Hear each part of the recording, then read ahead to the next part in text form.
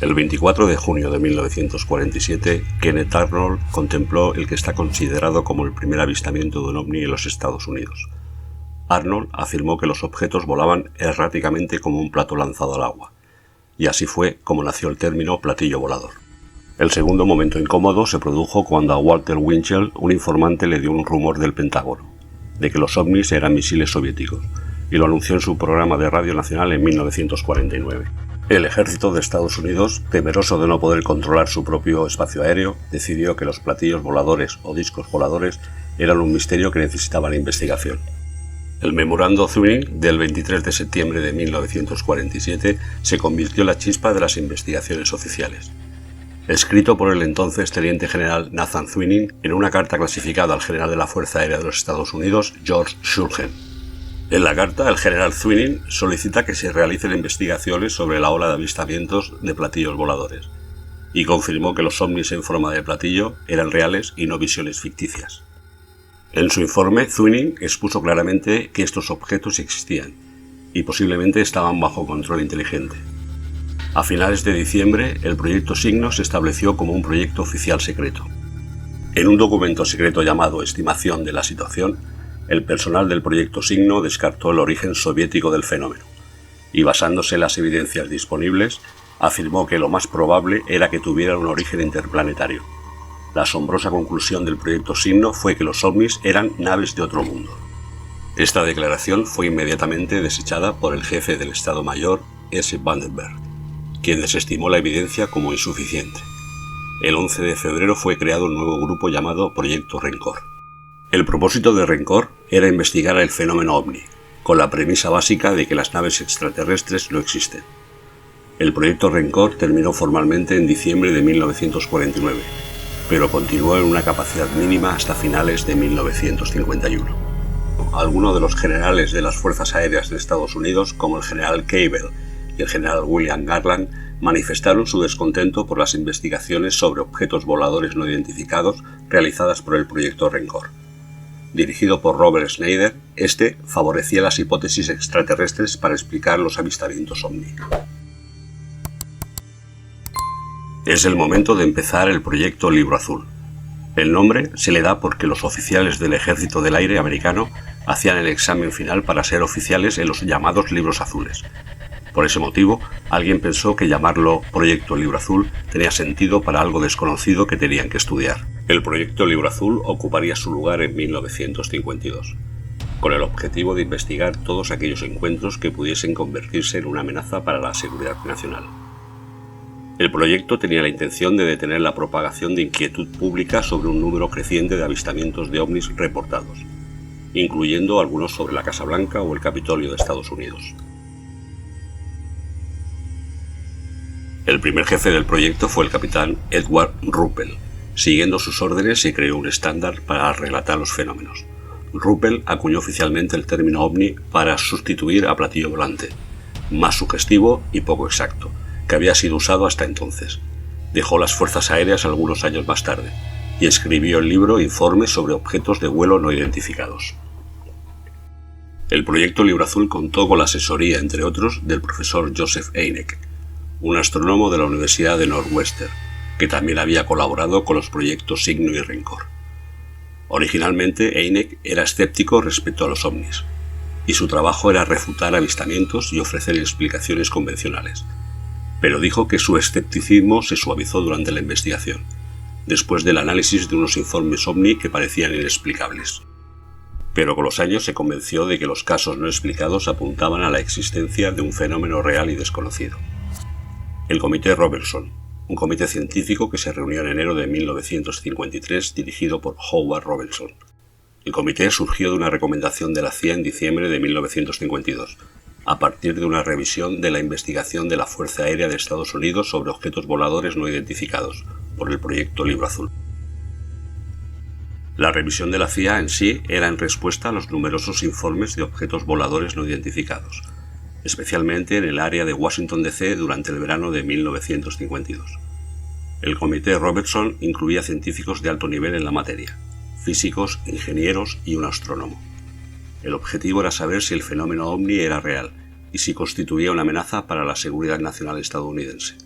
oficialmente se estableció que no había amenaza para la seguridad.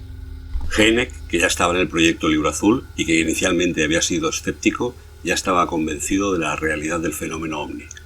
Llevó al comité Robertson las mejores evidencias en ese campo. Sin embargo, finalmente el sentido del comité no fue estudiar sino negar. De aquel comité salió una estrategia para ocultar el fenómeno a la opinión pública. La CIA consideraba que si el pueblo americano era creyente en visitas de seres de otros mundos, serían mucho más vulnerables a posibles ataques de los rusos. Una población que pudiese confundir luces de misiles en el cielo con naves de hombrecillos verdes ponían en peligro la seguridad del país. La estrategia de ocultación tenía 3 grandes puntos. Primero, emprender una campaña de desacreditación del fenómeno para disminuir el interés público. Aconsejaron usar los medios de comunicación disponibles, incluyendo a la compañía Walt Disney, a psicólogos, astrónomos y famosos para ridiculizar el fenómeno y proponer explicaciones convencionales a cada caso. En definitiva, el comité Robertson recomendaba que la opinión pública fuese controlada mediante un programa de espionaje y propaganda oficial.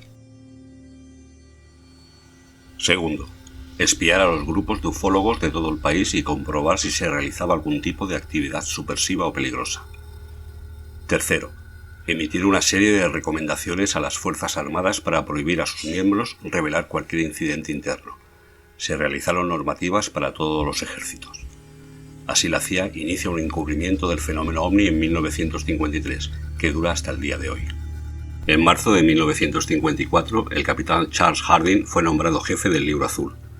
Sin embargo, la mayoría de las investigaciones eran de la Brigada 4602, y Harding no se opuso. Ruppel escribió que Harding piensa que cualquiera que esté interesado, incluso en los ovnis, es una locura. En 1955, la Fuerza Aérea decidió que el objetivo del Libro Azul no debe ser para investigar los informes OVNI, sino para reducir al mínimo el número de informes OVNI no identificados. A finales de 1956, el número de avistamientos no identificados había caído desde el 25% de la era Ruppel a menos del 1%. El capitán George Gregory asumió la dirección del proyecto Libro Azul en 1956. Gregory llevó el proyecto en el sentido contrario a los ovnis, incluso más que el apático capitán Harding. El 4602 se disolvió y la Escuadrilla de Inteligencia Aérea 1066 se encarga de las investigaciones sobre ovnis. De hecho, no era en realidad poco o nada de investigación de los informes de ovnis. Un memorándum emitido durante el mandato del capitán Gregory hizo hincapié en que los informes de ovnis inexplicables deben reducirse al mínimo. El mayor Robert Friend fue designado jefe del proyecto Libro Azul en 1958. Hizo algunos intentos para revertir la dirección del Libro Azul que había tomado desde 1954. Los esfuerzos para actualizar los archivos y los avistamientos de acuerdo con diversas estadísticas observadas fueron frustrados por falta de fondos y asistencia. El mayor Héctor Quintanilla asumió como jefe del proyecto Libro Azul en agosto de 1963. Fue bajo su dirección que el proyecto recibió algunas de las críticas más agudas. El ufólogo Jerome Clark escribió que el proyecto Libro Azul había perdido toda su credibilidad. El físico e investigador de ovnis Dr. James McDonald declaró rotundamente que el mayor Quintanilla fue un incompetente desde el punto de vista científico y de investigación, aunque también hizo hincapié en que Quintanilla no debe ser considerado responsable de esto, ya que fue elegido por su posición de oficial superior y acató las órdenes de dirigir el proyecto Libro Azul. La crítica del proyecto Libro Azul continuó creciendo hasta mediados de la década de 1960. Después de las audiencias del Congreso de Estados Unidos, el Comité Condon fue establecido en 1966, aparentemente como un cuerpo de investigación científica neutral. El 6 de octubre de 1966 se comisionó para tal tarea a un equipo de la Universidad de Colorado. La Comisión Condon estudió archivos, reportes y vídeos por 3 años y concluyó que no existían méritos para realizar estudios sobre los ovnis, en una decisión que divide a estudiosos y críticos hasta hoy. Edward Condon como director, el Dr. David Saunders y el astrónomo Franklin Roark como co-investigadores principales. Otros miembros del comité incluyen al astrónomo William Hartmann y al psicólogo Michael Wettmeyer, entre otros.